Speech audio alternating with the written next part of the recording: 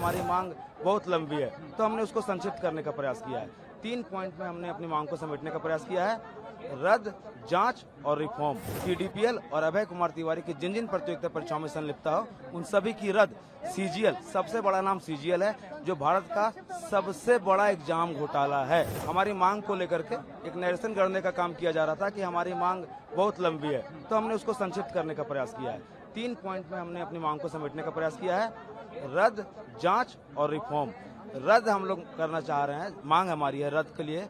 TDPL और अभय कुमार तिवारी की जिन जिन प्रतियोगिता परीक्षाओं में संलिप्तता हो उन सभी की रद्द। सीजीएल, सबसे बड़ा नाम सीजीएल है, जो भारत का सबसे बड़ा एग्जाम घोटाला है।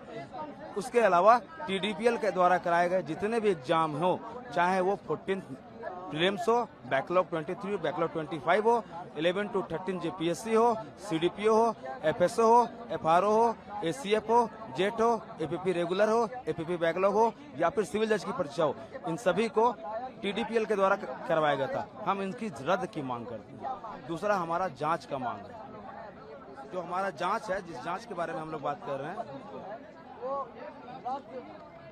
सीबीआई और ईडी की जांच की मांग करते हैं। सीबीआई जांच की मांग इस वजह से क्योंकि जो भ्रष्टाचार हुआ है, जो प्रतियोगिता परीक्षाओं में भ्रष्टाचार हुआ है, उसका प्रशासनिक जांच का मांग हम सीबीआई से करते हैं।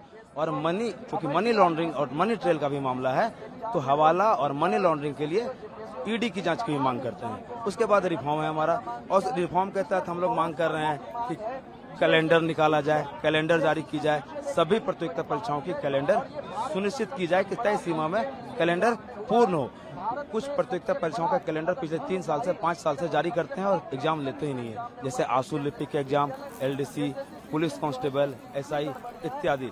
इसके अलावा 26 साल में सिर्फ 8 एग्जाम हुआ है जेपीएससी का। कहने को तो 14 जेपीएससी बोल देते हैं ये, पर सिर्फ 8 एग्जाम हुआ है और छात्रों को ओवर एज बोल करके डिबार कर देते हैं एग्जाम से।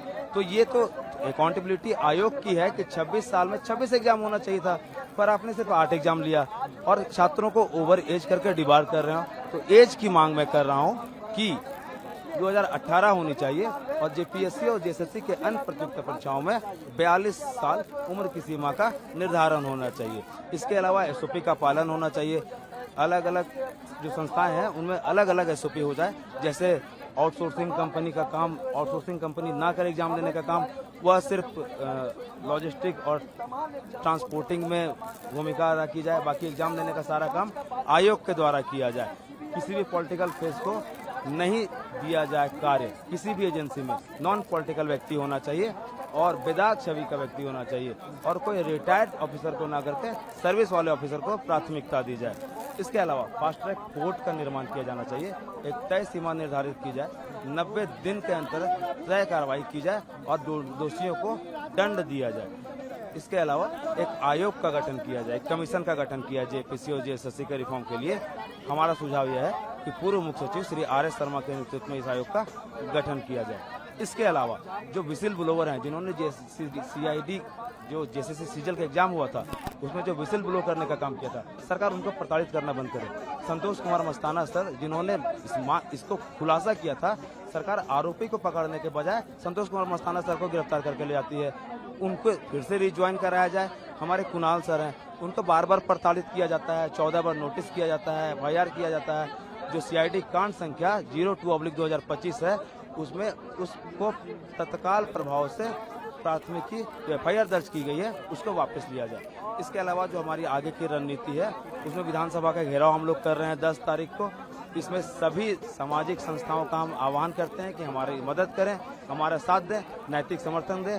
बिना किसी बैनर, बिना किसी झंडे, सिर्फ छात्रों के झंडे, छात्र के बैनर के तले आकर के विधानसभा घेराव करने का मांग कर रहा हूं मैं।